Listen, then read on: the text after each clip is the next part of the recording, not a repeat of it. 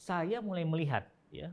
Jadi kembali ke tadi Mas Jokowi bahwa Anda itu jadi presiden tuh selain tentunya karena garis tangan perjuangan Anda dan keluarga Anda, tapi juga kami semua ini doa dan ikhtiar dan dukungan kami ini yang membuat Anda ada di sana. Jadi jangan lupakan kami, jangan tinggalkan kami, jangan hianatin kami gitu. Nah, yang kebetulan sampai sekarang teman dekat saya itu banyak banget. Mas Prabowo Subianto tuh waktu di Perancis saja tahun baru tuh saya dikirimin foto beliau waktu itu baru ngalamin sepertinya serangan stroke ya, karena mulut beliau tuh saat itu saya lihat. Oh pernah?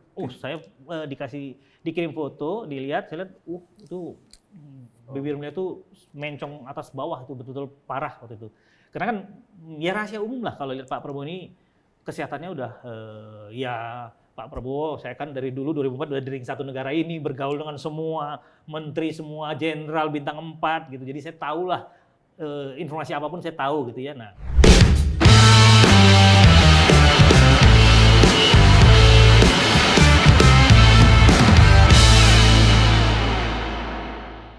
segmen kedua nih guys, to be continue nih.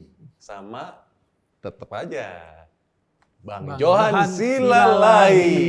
Nah Bang, ini kita mau nanya nih, kan setelah cerita yang to be continue kemarin tuh, ya kan, Abang kan sholat, terus mohon kan, doanya kita semua udah tahu kan. Nah, perkembangannya setelah itu apa? Boleh nggak didengerin lagi tadi doanya? Oh iya, itu penting itu. Siapa tahu kan? Siapa tahu kan?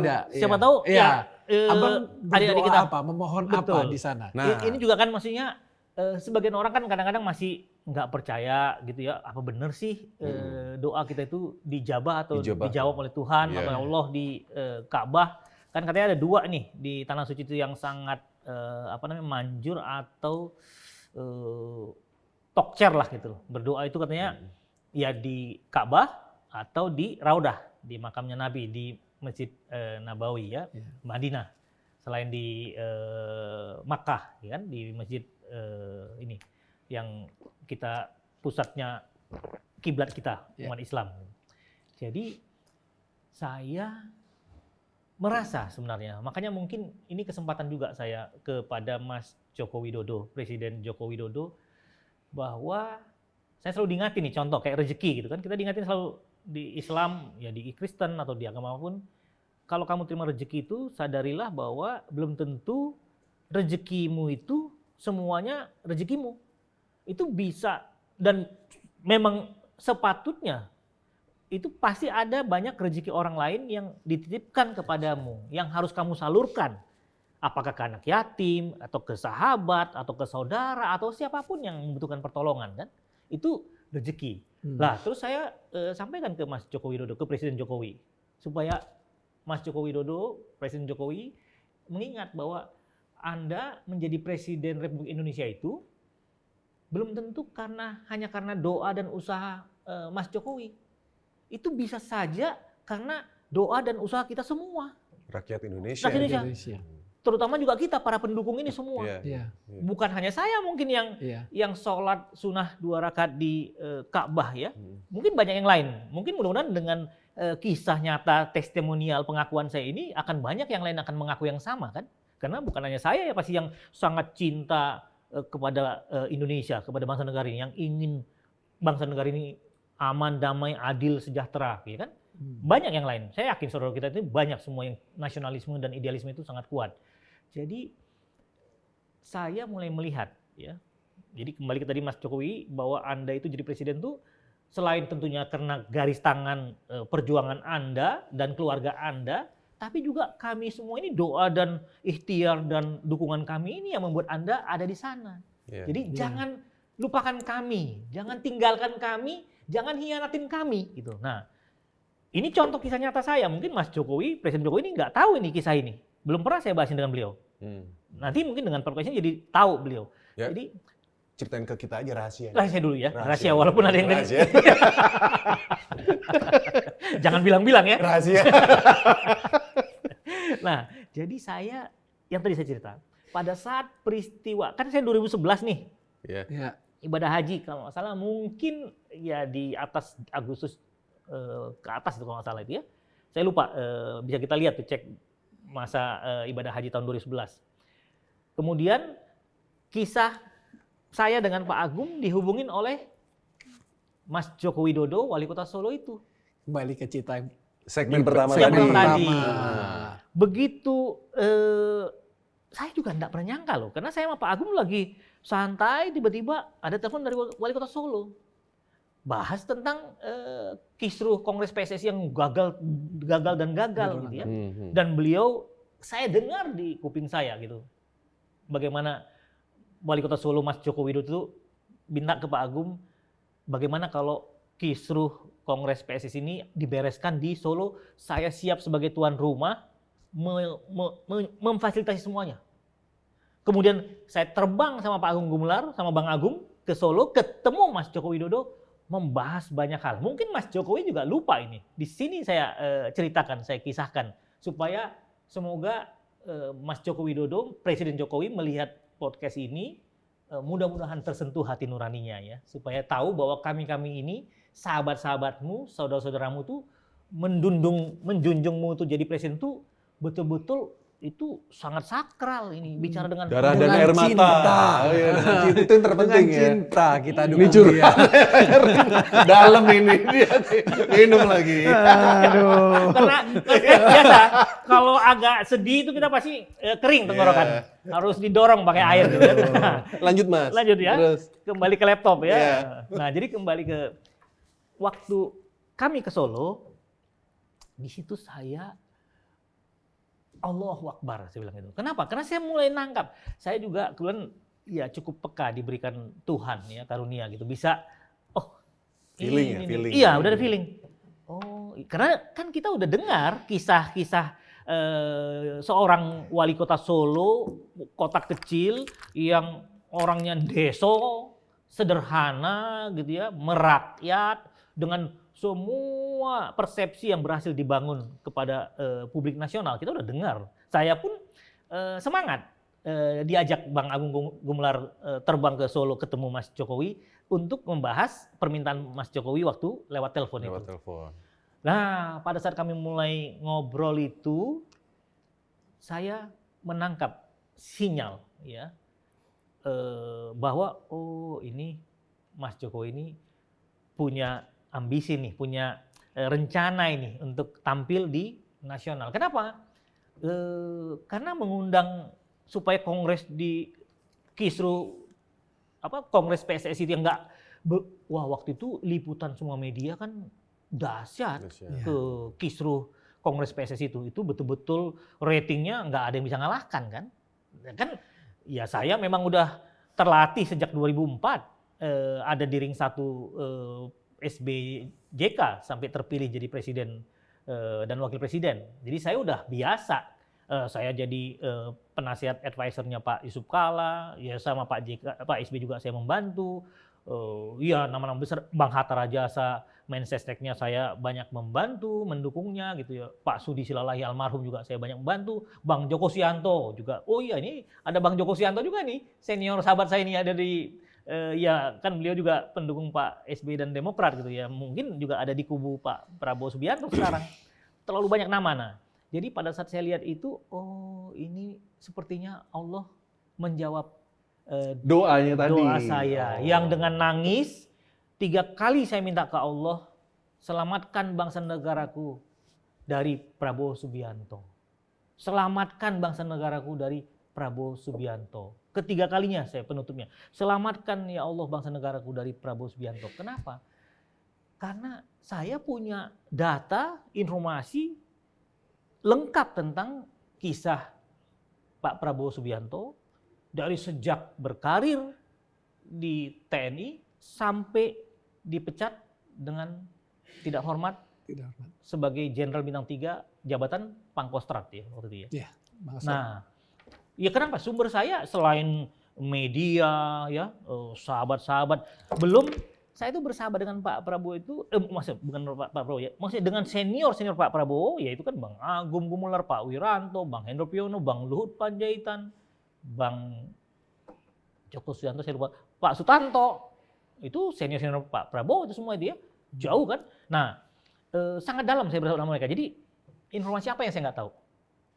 Apapun saya tahu. Dari A sampai Z, nggak ada yang luput.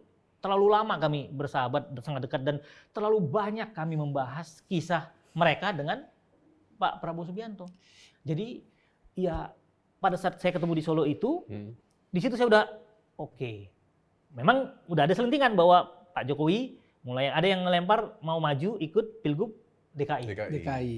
Dan saya juga punya pengalaman, udah membantu Pak SBY dan Pak Yusuf Kala melawan Bu Mega waktu itu, modal 7% Partai Gurem bisa mengalahkan raksasa gitu, walaupun Bu Mega negarawan ya. Bersyukurnya nanti kita bahas ini tentang situasi sekarang ini sangat brutal dan biadab ya kalau dibilang, nanti kita bahas kenapa. Lepas dari konteks itu, kata Pak JK kan juga Ibu Mega itu adalah negarawan sejati kan. Ya. Pada saat dia incumbent malah taat konstitusi, gitu kan. Itu sejarah mencatat. Ya kita apresiasi ke Ibu Megawati. Ini yang kita sedih dengan Pak Joko Widodo. Lanjut. Kenapa? Karena Bu Mega dicatat dengan tinta emas. Gitu loh. Bukan dengan tinta merah kan. Masih mending tinta biru ya atau tinta hitam. Ini tinta merah, itu berarti wah itu sangat luar biasa. Nah, pada saat itulah masuk saya ke periode di mana saya menangkap bahwa Pak Jokowi itu, Mas Jokowi mau maju Pilgub DKI. Jadi kami udah mulai, saya udah respect.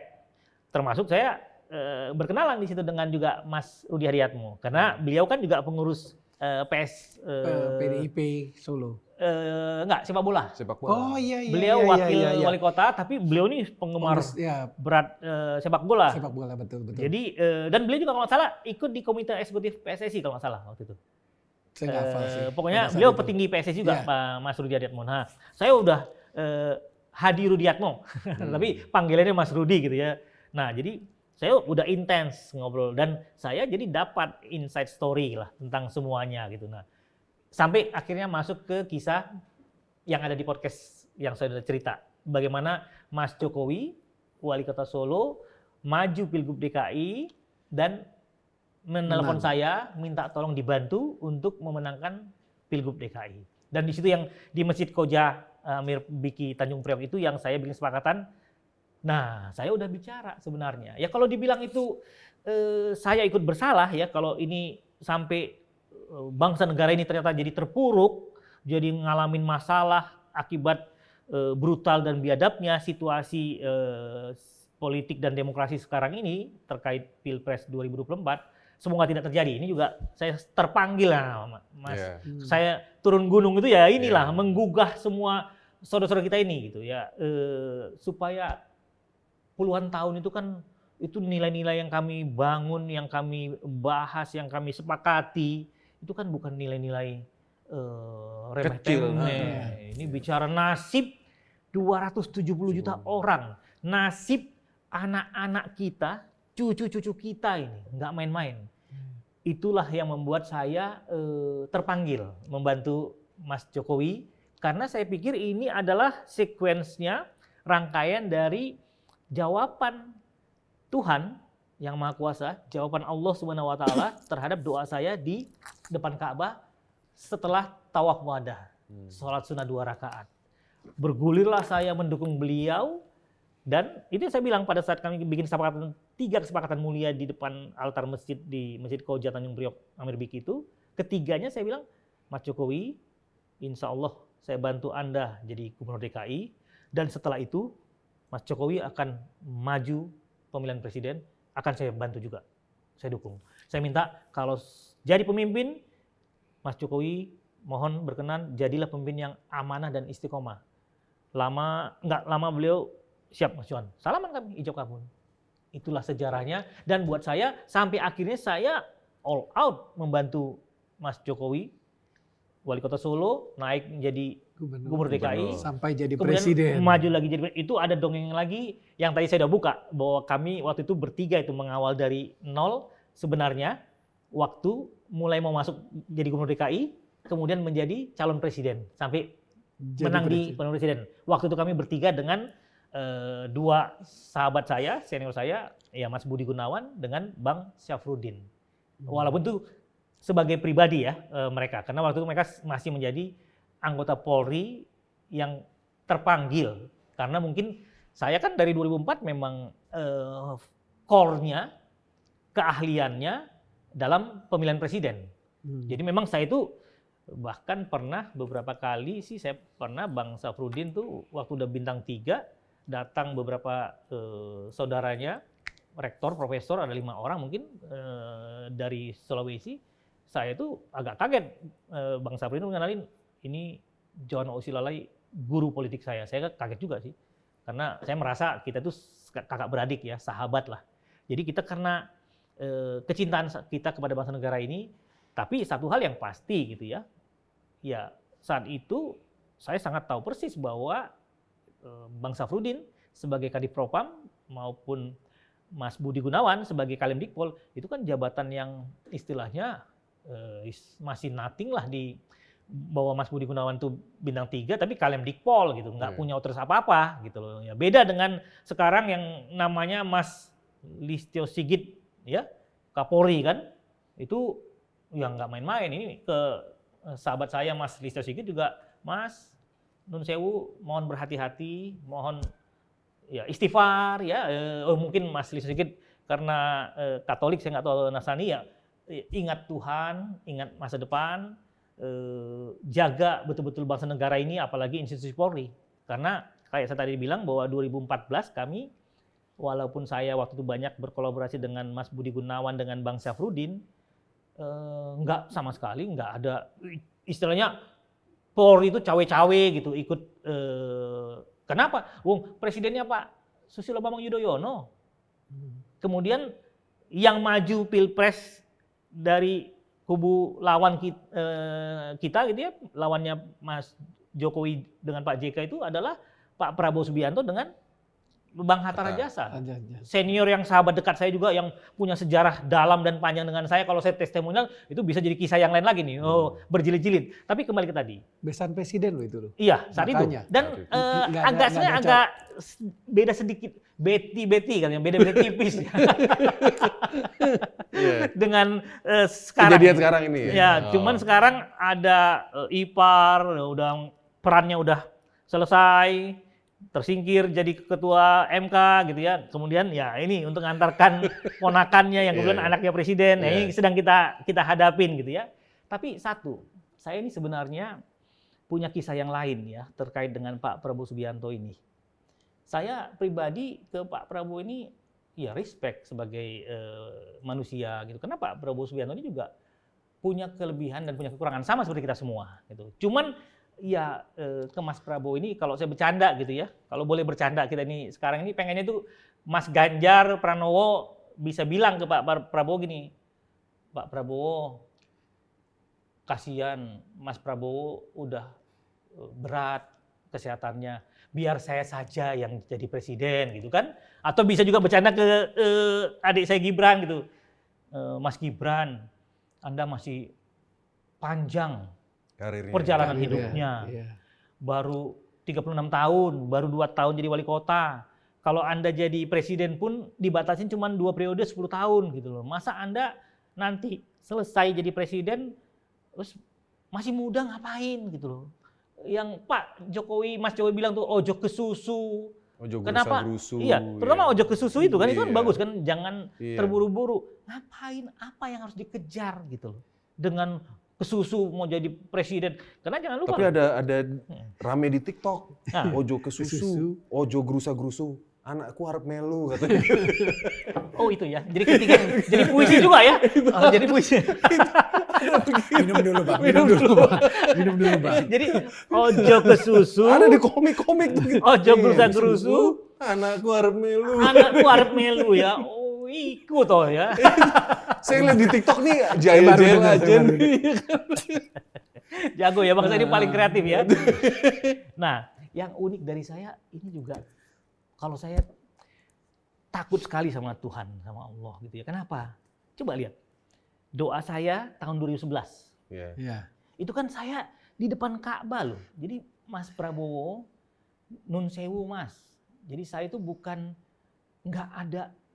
Saya secara pribadi juga saya nggak kenal dengan Mas Prabowo, nggak ada dendam pribadi.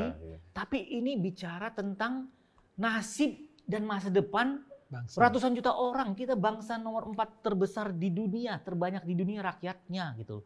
Yang Mas Prabowo ini juga selain kisahnya di masa lalu juga kan kesehatannya juga sudah yang tadi saya bilang bisa bilang ke Mas Ganjar, Mas Prabowo terlalu berat Mas gitu ngurus bangsa negara ini, biar saya saja gitu yang capek, yang saya masih lebih muda, lebih energik gitu kan. Kalau ke Gibran, adik saya Gibran, Mas Ganjar semoga mau ngomong, Mas Gibran Anda masih terlalu muda, masa depan Anda masih panjang.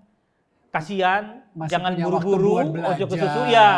Itu Biar yang saya penting. saja, Ya. kakakmu ini yang udah mulai masuk di usia puncaknya, pas lah untuk mimpin bangsa negara ini. Ini karena kebetulan memang ya saya kecintaan saya kepada bangsa negara ini membuat saya itu memang yakin yang terbaik saat ini dari 3 pilihan capres-cawapres ini adalah Ganjar Pranowo dan Mahfud MD. Nah, tapi kembali ke tadi, kisah saya akhirnya setelah saya sholat sunnah 2 rakaat itu memohon ke Allah selamatkan bangsa negaraku dari Mas Prabowo Subianto itu kok ternyata mulai pertama kali Mas saya berhadapan, maksudnya bersinggungan dengan Pak Prabowo itu saya tidak pernah nyangka.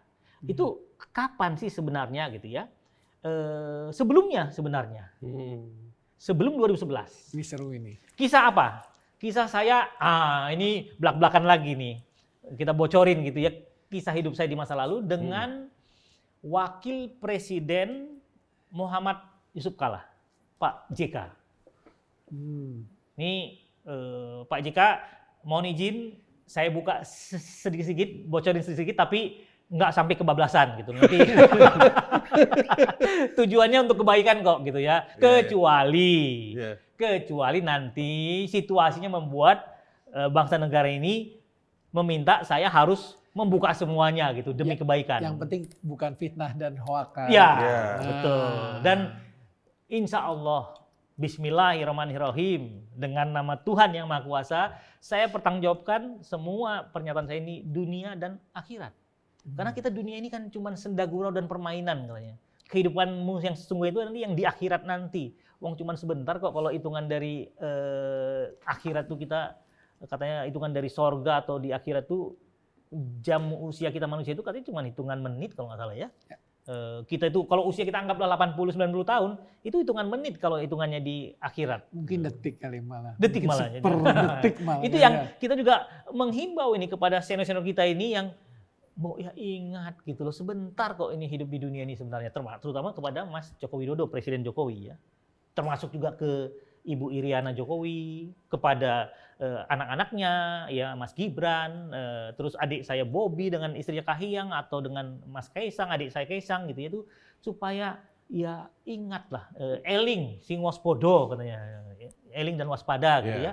Jadi kemudian tadi saya sebenarnya udah ternyata betul ya, saya lupa tadi, ternyata saya itu 2009 udah berhadapan secara tidak langsung dengan Pak Prabowo Subianto dalam kisah saya dengan Pak Yusuf Kalla. Jadi begini kisahnya, gini bocorannya gitu ya. Saya karena waktu itu dengan Pak SBY, Bang Hatta Rajasa sangat dekat, ada kesepakatan khusus, dan akhirnya ternyata takdir Tuhan, takdir Allah itu membuat kami berpisah. Pak SBY dengan Pak JK berpisah, saya pun termasuk yang disingkirkan lah oleh ini berarti periode Pak SBY kedua ya? Kedua. Di 2004-2009 nih. Siap. Mirip. Mungkin tahun 2008 lah ini kisahnya. Karena kan kita selalu kalau bicara Pilpres itu kan persiapannya setahun sebelumnya. Ya. Jadi di 2008 tuh situasi saat itu hubungan Pak SBY dan Pak JK itu Presiden Susilo Bambang Yudhoyono dengan Wakil Presiden Yusuf Kalla itu yang sangat, ya saya itu beruntung dulu 2004-2009 karena saya itu sebenarnya lingkaran inner circle Pak Yusuf Kalla, Wakil Presiden Yusuf Kalla itu, dan Golkar dengan lingkaran Presiden Susilo Bambang Yudhoyono dan Demokrat itu tuh sebenarnya nggak nyambung. Boleh dibilang dalam tanda kutip saling mengintai. Berarti dari periode pertama gitu? Dari periode pertama. Dari periode pertama. Ini jadi belak-belakannya banyak banget ya. Kita ngorek-ngorek sampai. Ya kan namanya juga belak-belakan. Iya. Tapi supaya apa ya? Wisdom lesson learn, ada pelajaran. Kan udah yang terjadi ya. Sudah yang terjadi. Biar kita kita belajar jadikan dari itu. pembelajaran dari situ.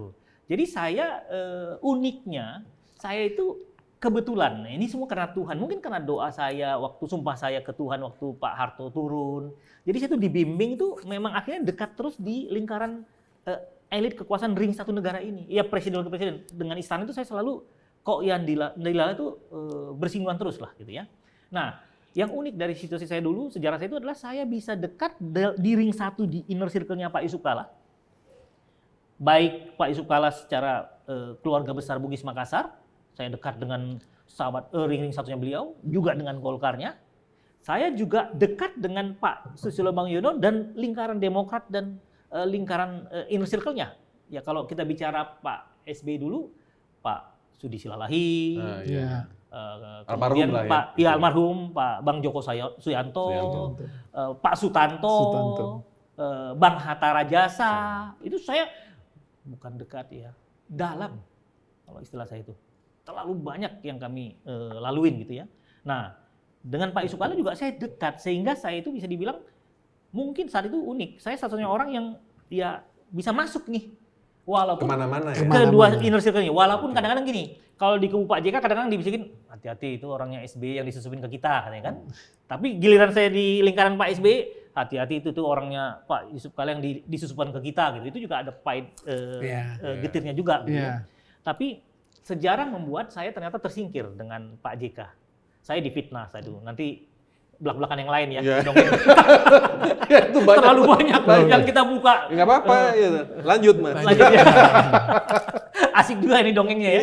Nah jadi karena saya tersingkir dengan Pak Yusuf Kalla dan saat itu perang antara Pak Yusuf Kalla dengan Pak SBY secara terbuka itu bisa dibuka itu karena Pak SBY itu betul-betul akhirnya terbelah gitu dengan Pak Yusuf Kalla sebagai presiden mau bersatu lagi maju periode kedua bareng dan ternyata akhirnya nggak bisa. Gagal. Betul.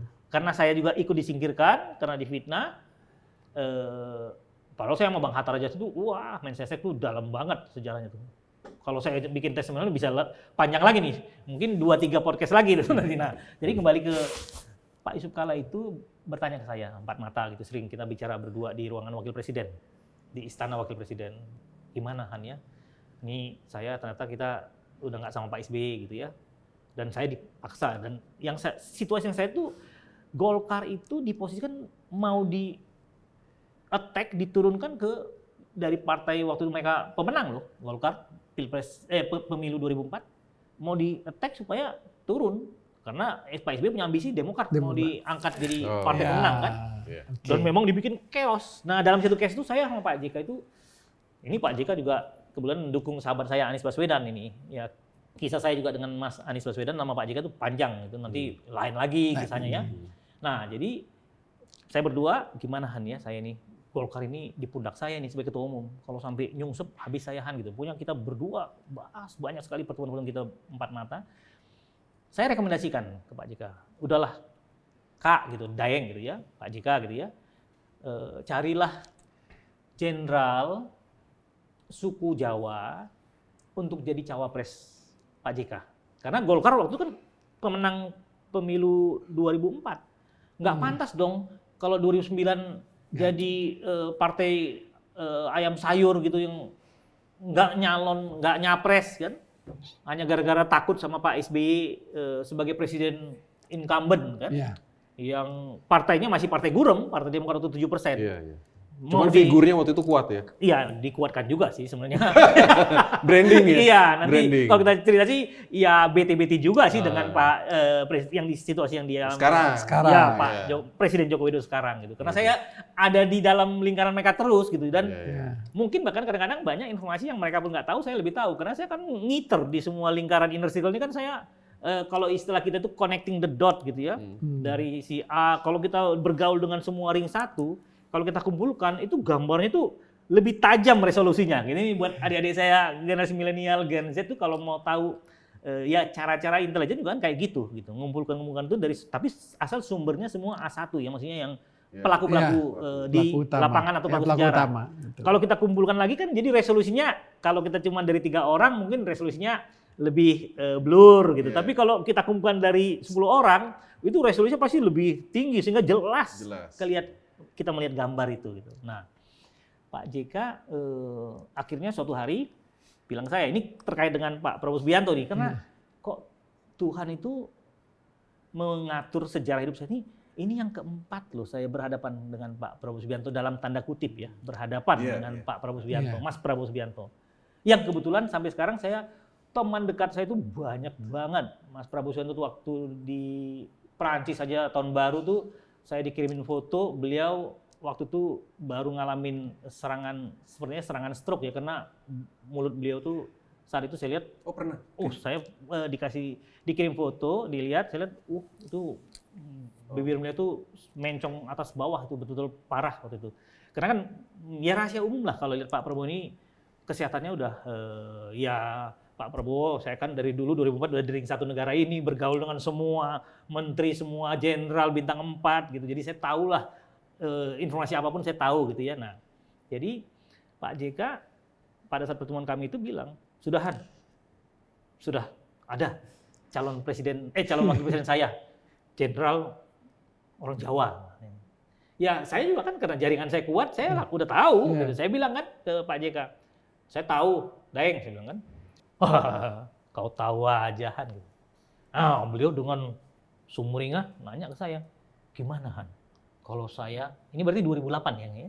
Karena persiapan Pilpres 2009. Kan otomatis kan Oktober 20 itu kan kita udah harus serah terima jabatan presiden. Berarti paling nggak di bulan Juli, Agustus, atau September itu udah harus terpilih tuh presiden, wakil presiden yang baru kan. Nah, gimana Han kalau saya dengan Prabowo Subianto? Nah, ini belak-belakannya mungkin kita atur juga nih supaya jangan terlalu semua belak-belakan sekarang, supaya ada 3. Ada juga yang harus di. Iya, ada juga yang harus di. Ada. Saya bilang gini ke Pak JK. Oke, Daeng, saya bilang. Kalau Daeng maju Pilpres berpasangan dengan Pak Prabowo Subianto, Mas Prabowo Subianto, ada 3 kemungkinan, saya bilang. Oh ya, apa itu? Yang pertama, saya bilang kan. Nah, ini yang kita mudah-mudahan kita berharap tidak perlu harus membongkar, karena Pak JK pun mungkin juga kaget kalau dibongkar semuanya. Tapi saya mau bilang gini. Itu tit gitu ya. Iya, tit. Dulu kan. Iya, Nah, terus saya bilang gini, masa sih Han? Segila itu ya gitu ya. Nah, saya bilang gini ke beliau. Daeng, Pak JK. Daeng kan wakil presiden. Sangat powerful sekarang ini. Daeng bisa panggil Panglima TNI. Bisa panggil Kasat, Kepala Staf Angkatan Darat. Bisa panggil Kepala BIN. Bisa panggil Kepala Kabais. Bisa panggil semua jenderal senior di atas Prabowo Subianto. Bisa panggil semua teman-teman seangkatan Pak Prabowo Subianto. Atau bisa panggil semua jenderal senior, jenderal junior di bawah Pak Prabowo Subianto yang pernah jadi asopnya mungkin di waktu jadi Danjen Kopassus lah, banyak lah. Daeng bisa panggil semua orang, saya bilang. Silahkan verifikasi dalil saya tadi yang A tadi. Kalau itu salah, jangan hormatin saya lagi. Itu padahal baru A tuh ya, belum B. Belum B. Ada C lagi. Aduh. Lanjut Baru A. Baru Pak JK. Oke. Berapa lama Daeng minta waktu? Saya bilang kan 1 minggu. Ini wakil presiden loh, di ruang bersejarah itu ya, di ruang wakil presiden yang sekarang itu gitu, di ruangannya. Beliau di kursi sini, saya depannya berdua. Oke, 1 minggu. 1 minggu. Nggak puas nih Pak Yusuf Kala ini, wakil presiden JK ini. Ini orang yang sangat powerful loh dulu tuh. Iya. Terus yang kedua apa? Penasaran beliau kan? Saya aja penasaran. Kita aja penasaran. Oke. Nah, yang kedua apa? Saya cerita. Yang kedua ini B gitu kan. Tepuk jidat langsung. Astagfirullahaladzim. Masa sih Han? Serius ini? Udah mulai lemas ini. Tadinya kan Pak JK itu kan orangnya sangat optimis lah. berapi-api. Mulai ini drop say katanya. Nah, saya bilang, silakan diverifikasi secara kenegaraan. Bukan biar tidak ada fitnah ya. Iya, dan tidak ada dusta di antara kita ya. Nah, saya bilang secara kenegaraan. Jadi ini screening, verifikasi secara kenegaraan. Bukan saya ngomong dengan Yusuf Kala personal. Saya itu bicara di ruang wakil presiden, duduk di kursi wakil presiden dengan jabatan wakil presiden yang masih cukup panjang kan? Karena ini kita bicara di 2008. Iya kan, ini. Tahun sebelumnya, iya. Nah, saya tantang lagi Pak JK, kalau saya salah, jangan hormatin saya lagi. Tuh Pak JK lihat. Ini yang dipanggil siapa nih? Kalau tadi kan bekas-bekas tentara, ajudan atau bekas ini. Yang enggak, B ini siapa sama nih? lagi. Jadi maksudnya tetap cuma sama. dalilnya aja yang Dalilnya dalil aja kedua. beda. Oke. Atau hipotesa. Tapi Iya. saya kan enggak, karena saya kan ini connecting the dot. Ya, Jadi maksudnya saya itu oke. udah lengkap gambar saya. Saya kira dari ada dulu, kali kan. ini keluarganya Iya, atau kali ini misalnya sama. Cuman tesisnya yang tesisnya, diuji, oke. pisau analisisnya sama. Sama. Gitu. Oke. Udah kan, baru tepuk jidat yang itu. Baru masih penasaran beliau nih Pak Yusuf Kala ini, Wakil Presiden JK ini. Terus yang ketiga apa? Udah suaranya udah memelas. Dari awalnya lebih cepat lebih baik ini. Iya. Lama-lama ragu-ragu nih. Iya, Jadi kalau kayak memelas gini sekali. sebenarnya kita harus yang kita panggil berikutnya kalau bisa Pak JK nih, Ya. biar Pak Ya. JK yang cerita Seru. sendiri. Iya. Next belak-belakan ya. Ini kan Menarik berarti nih. Bang Johan itu Semoga- menceritakan Ya. yang real kan, yang terjadi ini kan. Semoga beliau, nah ini juga sedang diuji kita. Karena ada sahabat saya yang saya tolong luar biasa, nama besar sekarang di negara ini, ada di lingkaran Presiden Jokowi. Bisa loh di grup kita, saya punya grup Negara Indonesia, para tokoh semua dulu, almarhum Bu Ani aja ada, Pak JK juga ada di situ, member, semua menteri, para petinggi.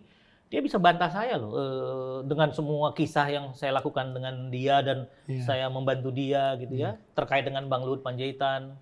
Karena tadinya dia tuh Bang Johan, pendukung. Tunggu dulu. Oh iya. Yang C-nya belum makanya. C-nya ya. Oh iya. Nah, itu Pak JK itu udah makin melemah, terus akhirnya nanya dengan suara yang pelan udah lemas dia tuh. Terus yang ketiga apa Han katanya. Saya ceritain. Oh, yang ketiga begini. C saya bilang kan. Ini C. Langsung udah lemas gini. Pukul apanya. Aduh. Yaudah. Semingguan. Seminggu ya. Itu kalau nggak salah kami hari Jumat. Selalu saya ketemu beliau tuh Jumat kalau nggak salah ya. Seminggu berikutnya persis saya telepon. Han, ke kantor Han. Ketemu dulu Pas Han ya. telepon itu nadanya semangat, agak Oh sudah semangat. udah semangat dia. Udah semangat. Oke. Karena Lanjut. gini, Lanjut. menelpon orang yang men-challenge beliau, Pak Nah, JK, kalau saya salah, jangan hormatin saya lagi. Oke. Ya. Berarti kan kalau nadanya udah nggak hormat kan berarti, Johan, you're nothing. Ya. You're finito, finish gitu kan. Finish. Ini enggak, dia semangat kelihatan. Oke. Jadi dia, wah bener nih Johan. Jangan saya lompat. Begitu saya masuk ke ruangan Wakil Presiden Yusuf Kala, belum saya duduk, Pak JK udah, Han, semua yang kau bilang 1.000.000% benar. Lupakan Prabowo Subianto. Itulah peristiwa pertama. Mungkin juga itu yang membuat sholat sunnah 2 rakaat di Tanah Suci. Tubir jurang nih belak-belakan. Ini episode kedua nih. Tapi ini kan semua kan Bang Johan berani mempertanggungjawabkan Iya. dunia dan Dunia akhirat. akhirat. Lanjut. Kita bukan bicara Hoax atau apa hoax ya? dan apa. Kenapa?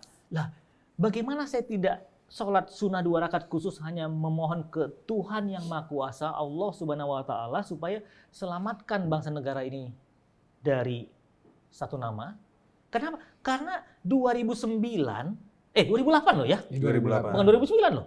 Berarti saya kan 4 tahun kemudian. 3 tahun kemudian.